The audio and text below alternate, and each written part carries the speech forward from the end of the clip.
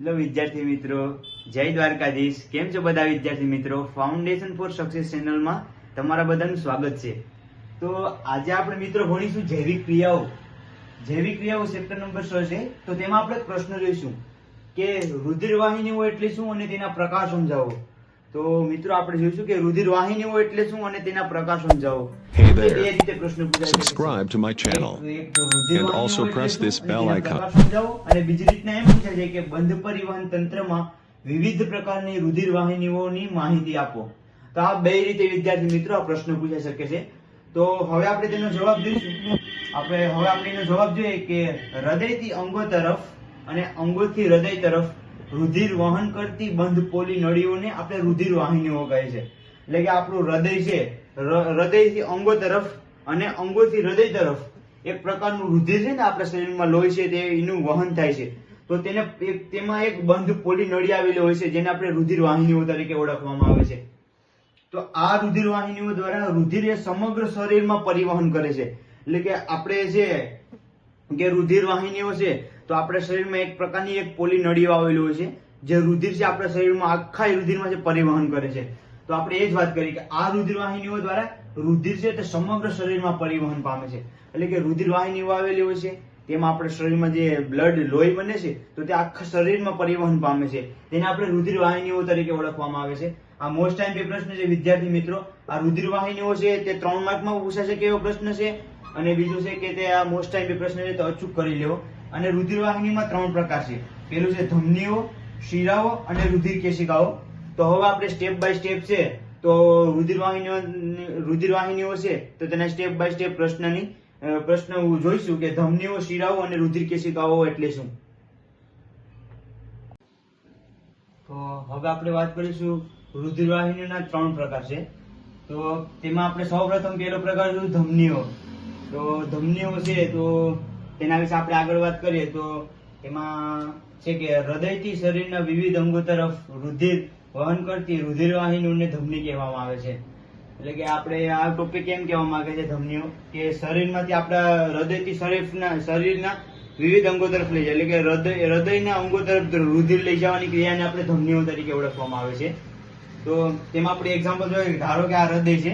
એટલે કે આ હૃદય આવું હોતું નથી પરંતુ આપણે આ ધારીએ કે આવું હૃદય આપણે એક્ઝામ્પલ તરીકે જોઈએ તો હૃદય છે તો તેમાં ઉપરના બે હોય છે જેને કર્ણક, ડાબુ કર્ણક અને જમણું કર્ણક કહેવામાં આવે છે. અને આ નીચેના બે છે જેને આપણે ક્ષેપકો તરીકે ઓળખવામાં આવે છે. તો પેલું આ બાજુ છે જેને ડાબુ ક્ષેપક તરીકે ઓળખવામાં આવે છે અને આ બાજુ છે જેને જમણું ક્ષેપક તરીકે ઓળખવામાં આવે છે. તો ડાબા ક્ષેપકમાંથી એક મહાધમનીનું નિર્માણ થાય છે જે શુદ્ધ રુધિરનું વહન કરતી હોય. મહાધમની નીકળે છે ડાબા ક્ષેપકમાંથી. અને જમણા ક્ષેપકમાંથી એક ફુફ્ફુસ નામની ધમની નીકળે છે તો એ જમણા ક્ષેપકમાંથી નીકળે છે. તો આપણે આ ક્ષેપકો વિશે વાત કરી તો એક કહેવાય ને કે હૃદયથી આપણે શરીરના વિવિધ અંગો તરફ છે તે રુધિરનું વહન કરતી રુધિર વાહિનીઓ જેને આપણે ધમનીઓ તરીકે ઓળખવામાં આવે છે. એમાં રુધિર છે તે ઊંચા દબાણે વહન પામે છે. એટલે કે ઊંચા દબાણે કેમ વહન પામે? કારણ કે જો આપણા શરીરમાંથી જો રુધિરનું વહન થતું હોય તો તે કહેવાય ને કે ક્યારેક વધારે માત્રામાં થાય જ્યારે તેનું પ્રેશર, તેનું દબાણ છે વધારે હોય છે તો તેના કારણે છે તે ઊંચા દબાણમાં તેનું વહન થાય છે. બીજું છે કે ધમનીઓની દિવાલ જાડી અને સ્થિતિસ્થાપક હોય છે. તો આ ટોપિક એમ કહેવા માંગે છે કે ધમનીઓની દિવાલ જાડી અને સ્થિતિસ્થાપક હોય છે. હવે જાડી અને સ્થિતિસ્થાપક કેમ હોય છે? કારણ કે જો આપણા શરીરમાં જો લોહીનું વહન થતું હોય તો તે એક જાડા પ્રમાણમાં થતું એટલે કે વધારે માત્રામાં થતું હોય અને ધીમા માત્રામાં થતું હોય. તો વધારે માત્રામાં જાય તો તેની દિવાલ છે તે તૂટી ન જાય એટલા માટે તેની જાડી દિવાલ અને સ્થિતિસ્થાપક હોય છે. એટલે કે ખૂબ જ મજબૂત હોય છે. એટલે કે તે પોળી પણ થઈ શકે છે અને સાંકડી પણ થઈ શકે છે તેની દિવાલ. પરંતુ તે લોહીનું જયારે વધારે પરિવહન થાય છે ને આપણા શરીરમાં તો ત્યારે તે દિવાલ છે તૂટી ન જાય એટલા માટે તે જાડી અને સ્થિતિસ્થાપક હોય છે. બીજું છે કે ધમનીઓમાં રુધિર કેશિકાઓમાં અંત પામે છે. એટલે કે આ ધમનીઓ છે જે છેલ્લે રુધિર કેશિકાઓમાં અંત પામે છે. બીજું છે કે ધમનીઓમાં ઓક્સિજન યુક્ત રુધિર વહન પામે છે.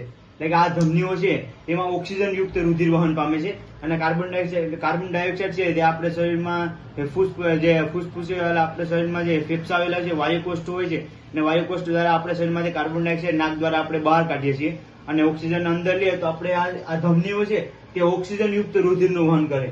બીજું છે કે અપવાદ રૂપે ફેફસામાં ફૂફૂસ ધમનીઓમાં ઓક્સિજન વિહીન રુધિર વહન પામે છે. એટલે કે આપણે ફેફસામાં છે તે ફૂફૂસ નામની એક ધમનીઓ આવેલી હોય છે જે ઓક્સિજન વિહીન રુધિરનું વહન પામે છે. એટલે કે તે છે ને આમ ફેફસામાં આપણે ફૂફૂસ ધમની આવેલી છે જે ઓક્સિજન વિહીન રુધિરનું વહન પામે છે. અને બીજું ધમનીઓ છે તે ઓક્સિજન યુક્ત રુધિરનું વહન કરે છે. અને ફેફસામાં ફૂફૂસ નામની ધમની આવેલી હોય છે જે ઓક્સિજન વિહીન રુધિરનું વહન કરે છે. તો આ ટોપિક છે જે બંને એફેર નો થઈ જાય એના માટે ખાસ ધ્યાન રાખવી. તો બીજું આપણે એક્ઝામ્પલ આપણે જોયું ને કે હૃદય છે. ધારો કે હૃદય આવું ન હોય પરંતુ આપણે ધારીએ આપણે આમ સમજવા માટે ધારણ કરીએ કે ધમનીઓમાં છે તે એક ડાબુ ક્ષેપક અને જમણું ક્ષેપક આવેલું હોય છે. તો એમાંથી એક મહાધમનીઓ નીકળે છે. મહાધમનીઓ જે શુદ્ધ રુધિરનું વહન કરે છે. અને બીજું એક ફૂફૂસ નામની ધમનીઓ નીકળેલી છે જે જમણા ક્ષેપકમાંથી તેનું નિર્માણ થાય છે. તો વિદ્યાર્થી મિત્રો, હવે આપણે વાત કરીશું જૈવિક ક્રિયાઓમાં રુધિરવાહિનીઓના 3 પ્રકાર છે. આપણે આગળ વાત કરી ધમનીઓ વિશે વાત કરી, રુધિરવાહિનીઓ વિશે વાત કરી. તો હવે આપણે વાત કરશું શિરાઓ. તો શિરાઓ છે તે આપણા શરીરમાં કઈ રીતે ઉપયોગી છે, તેની ઉપયોગિતા શું છે, તો તેના વિશે આપણે આ વિડીયોમાં જોઈશું. કે શિરાઓ છે તે શરીરના વિવિધ અંગોથી હૃદય તરફ રુધિર વહન કરતી રુધિરવાહિનીઓને શિરાઓ કહેવામાં આવે છે. એટલે કે આપણા શરીરમાંથી જે બધું લોહી હોય છે તે હૃદય સુધી પહોંચાડે છે. અંગો છે તે હૃદય સુધી પહોંચાડે છે. તે પ્રોસેસને, તે પ્રક્રિયાને આપણે શિરાઓ તરીકે ઓળખવામાં આવે છે. તો રુધિર એ પ્રમાણમાં ઓછા દબાણમાં વહન પામે છે. એટલે કે રુધિર છે તે ઓછા દબાણમાં વહન પામે છે. પરંતુ આપણે ધમનીઓ વિશે વાત કરી તો તેના દબાણ છે વધારે જોતું, કારણ કે તેમાં લોહીનું પ્રેશર છે તે વધારે માત્રામાં થતું હતું. પરંતુ આમાં લોહીનું પરિવહન છે તે ધીમે ધીમે માત્રામાં જાય છે. તેથી આમાં દબાણ છે તે ઓછા માત્રામાં જોઈએ છીએ. પછી કહેવાય છે ને કે તેથી શિરાઓની દિવાલ પાતળી અને ઓછી સ્થિતિસ્થાપક હોય છે, એટલે કે અસ્થિતિસ્થાપક હોય છે. આપણે આગળ ધમનીઓમાં વાત કરી તો તેની દિવાલ જાડી અને સ્થિતિસ્થાપક હતી. કેમ કે લોહીનું પ્રેશર, લોહીનું દબાણ છે તો એક સાથે રુધિરમાં થાય તો તેની દિવાલ છે તૂટી શકે છે. એટલા માટે તેની જાડી અને સ્થિતિસ્થાપક દિવાલ જોવા મળે છે. પરંતુ શિરાઓમાં એવું થતું નથી. શિરાઓમાં દિવાલ પાતળી અને ઓછી સ્થિતિસ્થાપક હોય છે, એટલે કે અસ્થિતિસ્થાપક હોય છે. લોહીનું પરિવહન છે તે ધીમે ધીમે જોવા મળે છે. તેની દિવાલ છે તૂટીને તેને કોઈ પ્રકારનું ઈજાગ્રસ્ત થતું નથી. બીજું છે કે કેશિકાઓ જોડાય અને શિરાઓ બનાવે છે. કેશિકાઓ છે તે એક જોડાય અને શિરાઓનું નિર્માણ કરે છે. બીજું છે કે શિરાઓ ઓક્સિજન વિહીન રુધિરનું વહન કરે છે. આપણે આગળ ધમનીઓમાં વાત કરી તો તેમાં ઓક્સિજન યુક્ત રુધિરનું વહન થતું હતું, પરંતુ શિરાઓમાં એવું જોવા મળતું નથી. શિરાઓમાં ઓક્સિજન વિહીન રુધિરનું વહન થાય છે. એટલે ઓક્સિજન વિહીન એટલે કે ઓક્સિજનની જરૂર પડતી નથી. બીજું છે કે ફૂફૂસ શિરામાં ઓક્સિજન યુક્ત રુધિર વહન પામે છે. આપણે એક્ઝામ્પલ જોઈએ કે હૃદય જો આવું ન હોય વિદ્યાર્થી મિત્રો, પરંતુ આ તો તમને ઉદાહરણ માટે કહું છું કે ઉદાહરણ આપણે ધારી લઈએ કે હૃદય આવું છે સમજવા માટે આપણે. તો બીજું છે કે હૃદયમાં છે તો અહીંયા ઉપરના જે 2 ભાગ છે તેને કર્ણકો કહેવામાં આવે છે અને નીચેના 2 ભાગ છે જેને ક્ષેપકો કહેવામાં આવે છે. બીજું છે કે આ ડાબુ કર્ણક છે તેમાં ફૂફૂસ શિરા હોય છે, તેમાં ઓક્સિજન યુક્ત રુધિરનું વહન થાય છે. અને બીજું છે અહીં એક પશ્વ મહાશિરા આવેલી હોય છે અને એક અગ્ર મહાશિરા આવેલી હોય છે. તો ફૂફૂસ શિરા છે તેમાં ઓક્સિજન યુક્ત રુધિરનું વહન થાય છે. એટલે કે આપણે આ કર્ણકમાં ડાબુ કર્ણક છે તેમાં ફૂફૂસ શિરા આવેલી હોય છે જેમાં ઓક્સિજન યુક્ત રુધિરનું વહન થાય છે. તો હવે આપણે શિરાઓ વિશે વાત કરી તો આપણા શરીરમાં છે તો શરીરમાંથી બધા અંગો છે તે લોહી છે આપણે લાવી અને અંગો તરફથી પછી રુધિર તરફ પરિવહન થાય છે. તો તે ક્રિયાને આપણે શિરાઓ તરીકે ઓળખવામાં આવે છે. તો આ આપણે શિરાઓ વિશે વાત કરી, ધમનીઓ વિશે વાત કરી. હવે આપણે આગળના વિડીયોમાં વાત કરીશું કે રુધિર કેશિકાઓ વિશે. તો હવે આપણે આગળના વિડીયોમાં જોઈશું કે રુધિર કેશિકાઓ એટલે શું. તો હવે આપણે વાત કરીશું રુધિર વાહિનીઓમાં 3 પ્રકાર છે. તો તેમાં પહેલો આપણે ધમનીઓ જોયું, શિરાઓ જોયું, અને હવે આપણે જોઈશું ત્રીજો પ્રકાર છે રુધિર કેશિકાઓ. તો રુધિર કેશિકાઓ છે તે અંગો અને પેશીઓ પાસે પહોંચી ધમની વધુ ને વધુ નાની વાહિનીઓમાં વિભાજિત થાય છે. તેથી બધા કોષોની સાથે રુધિરનો સંપર્ક થઈ શકે છે. એટલે કે આ રુધિર કેશિકાઓ છે તે એમ કહેવા માંગે છે કે અંગો અને પેશીઓ પાસે પહોંચી અંગો અને પેશીઓ એ બંને ભેગા થાય છે અને ધમની વધુને વધુ નાની વાહિનીઓમાં વિભાજિત થઈ જાય છે અને રુધિર છે તે બધા કોષો સુધી સંપર્ક થઈ શકે છે. બીજું એમ કહેવા માંગે છે કે સૌથી નાની વાહિનીઓ દિવાલ એક કોષીય જાડાઈ ધરાવે છે. એટલે કે એક કોષીય દિવાલ છે જે વાહિનીઓ ધરાવે છે, જાડી વાહિનીઓ ધરાવે છે, જેને આપણે રુધિર કેશિકાઓ તરીકે ઓળખવામાં આવે છે. તો રુધિર તેમજ આસપાસના કોષો વચ્ચે પદાર્થોનો વિનિમય રુધિર કેશિકાને પાતળી દિવાલ વડે થાય છે. એટલે કે રુધિરની આસપાસ જે કોષો બનેલા હોય છે, જે અલગ અલગ પદાર્થોના બનેલા હોય છે, તો તે અલગ અલગ પદાર્થોના બનેલા છે તે વિનિમય રુધિર કેશિકાઓ હોય છે. વિનિમય રુધિર કેશિકાઓ અને પાતળી દિવાલ વડે થાય છે, એટલે કે એકદમ પાતળી દિવાલ આવેલી હોય છે, તેમાં જાડી દિવાલ આવેલી હોતી નથી. આપણે ધમનીમાં આગળ વાત કરી તો તેમાં જાડી અને સ્થિતિસ્થાપક દિવાલ હોય છે. પછી શિરાઓમાં એમાં પાતળી દિવાલ હોય છે, અને આમાં પાતળી દિવાલ વડે થાય છે. રુધિર કેશિકાઓનું વિનિમય છે તે પાતળી દિવાલ વડે જોવા મળે છે.